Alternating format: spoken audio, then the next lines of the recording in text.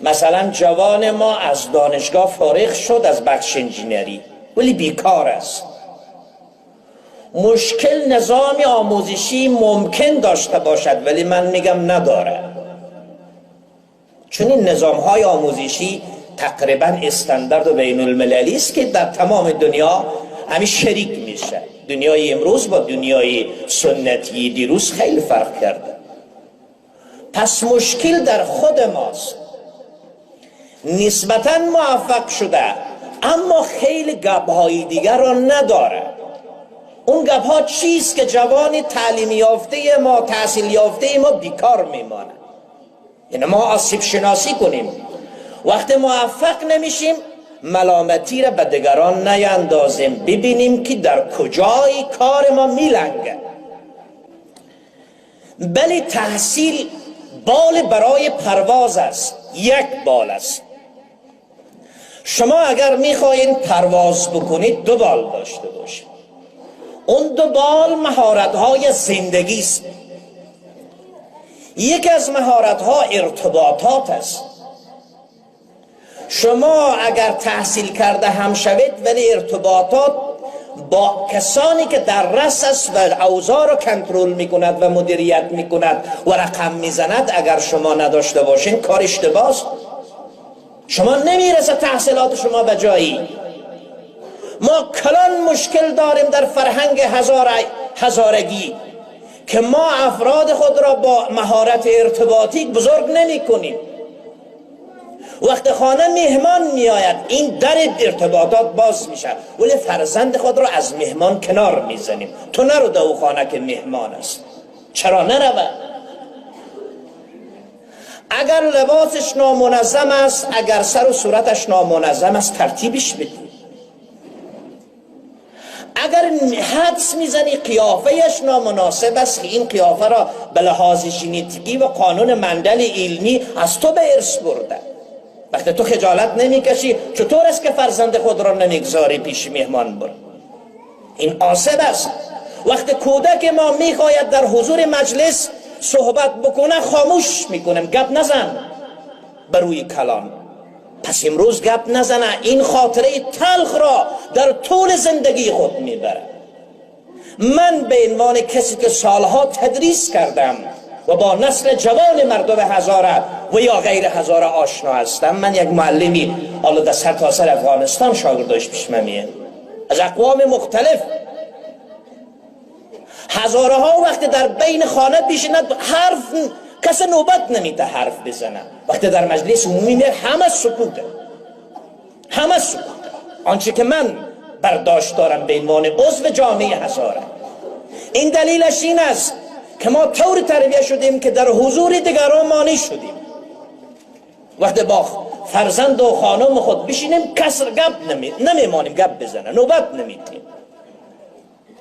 این عیب ماست. یاد بگیریم که در جمع چطور صحبت بکنیم. یکی از بال پرواز ما برای نسل نوین ما مهارت ارتباطات است. ما در میدان سیاست شکست خوردیم چون با بازیگران بین المللی که در کشور ما نقش داشت ارتباط برقرار نکردیم. حکومت سقوط کس خبر نداشت. معنیش چیست که ما در ارتباط خود ضعیف هستیم. این را بازنگری کنیم، با نسل تحصیل کرده خود بازنگری کنیم، در میدان عمل بازی بکنیم، گفتگو بکنیم. مملکت ماست، حق داریم. دو، مدیریت باید بکنیم.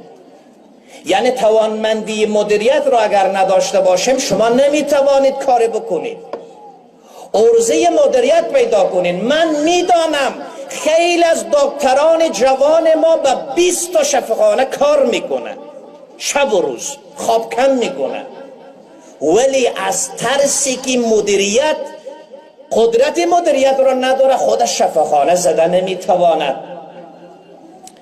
حتی یک کلینیک را نمیتونه مدیریت کنه. به عنوان یک متخصص کارگر عمل میکنه.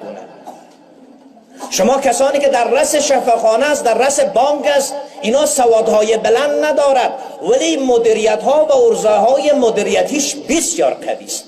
من میخواهم نسل را باید تربیت کنم که مدیریتیش بسیار قوی باشه. زمان ما میتونیم پرواز کنیم که توانایی رهبریت ما بیشتر باشه. ما منظور از رهبریت از سطح خانواده شروع میکنیم. فرزند خود را کنترل بکنیم، دختر خود را کنترل بکنیم، خود را کنترل بکنیم، عیال خود را کنترل بکنیم، خانم خود را کنترل بکنیم، از همه جهت، هم از لحاظ اقتصادی و هم از لحاظ معنوی و هم از لحاظ مادی. و وقت از خانه بیرون شدیم، در یک مجموعه های کلان باید خصوصیت رهبریت داشته باشیم و رهبر باشیم. در یک مجموعه های سیاسی باید توانمندی رهبریت را داشته باشیم. به عنوان یک کسی که هنرهای رهبری را باید بیاموزیم، باید در خود ما داشته باشیم.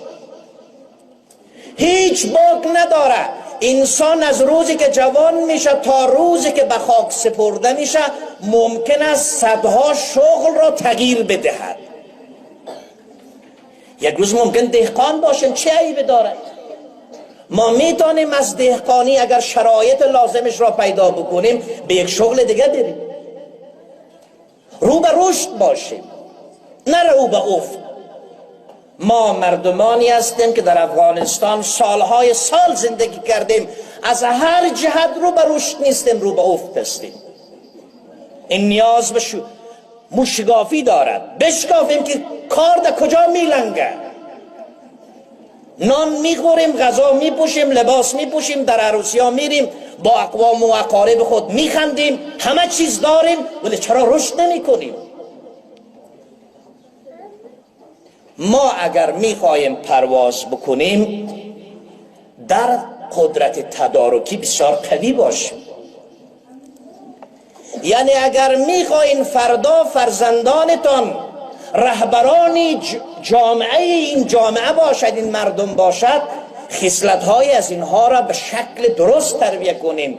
یعنی قدرت تدارکی. مثلا شما در یک خانه مهمانی برگزار میکنین، بگذارین بعضی خریدها را به فرزندانتان واگذار کنید که تا قدرتمند شود.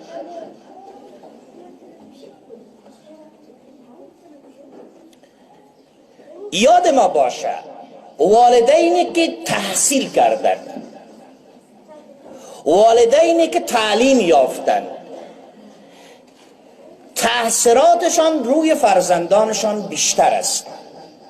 من طبق یک تحقیقات علمی و آماری گپ میزنم. در مکاتب سویدن یک آمارگیری کرد از شاگردانی که گفتند که شما چقدر امیدوار هستین برای آینده خود. هر فرزندی که موفقیت والدینشان بیشتر بود، درجه امیدواریشان هم بیشتر بود. هر شاگرد و دانش آموزی که پدرشان شکست اقتصادی خورده بود و یا مشکل صحی داشتن و یا شکست شغلی داشتن، در آینده خود تاریک و مبهم بود. پس پدران عزیز، موفقیت شما، تلاش شما، کوشش شما، دستاورد شما روی بینش فرزندتان، روی دورنمایی فرزندتان، روی امیدواری فرزندتان تأثیر گذار است. نشینیم خمود و جمود از اینی که ما بیکار بشینیم، روزانه 200 کار کنیم. برای این 200 هم برای خود ما خوب است و هم برای امیدواری فرزند ما خوب است. از اینی که بیکار بشینیم در درون خانه شکایت کنیم.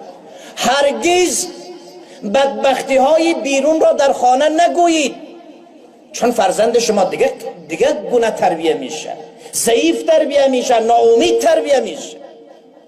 هرگز از بدبختی های شغلتان در درون خانه قصه نکنید. نه مشکلات بیرون خانه در درون خانه حل میشد، نه مشکلات خانه در بیرون حل میشه. یک تعداد مشکلات خانوادگی خود را با رفیقای خود شریک میکنه، چه دردش دوام میکنه. ما این را یاد بگیریم. همین است که من میگم تحصیل کنیم، چون یاد بگیریم کجا را در کجا باید حل کنیم، چه گپ را با کی باید سرش را باز کنیم. مثل که از یک آجی آقا پرسان کرده بود که آجی آقا امی گو چند سر میبراید؟ او گفته بود از اهلش بپرس. در قرآن هم داریم فاسألوا اهل ذکر ان کنتم لا یعلمون، اگر نمیدانید از اهلش بپرسید. وقتی ما میخوایم چیز را یاد بگیریم از درون خانه نمیشه.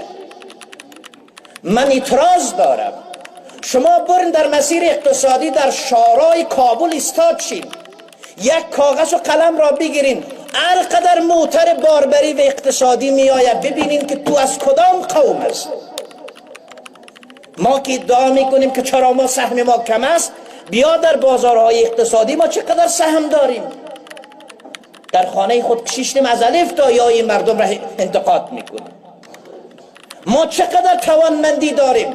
اگر فرزند ما از خانه برای مادرش میگه نرو، اگر رفتی باز من شیر خود را به تو نمیبخش. ای کاش که شیر نمیدادی. که تا این فرزند در کنار مادر رشد نمیکنه. مرد اگر بخواه مرد شود باید سختی های روزگار را ببینه، لمس کنه و راه حل برای یک مشکل باید طرح بده.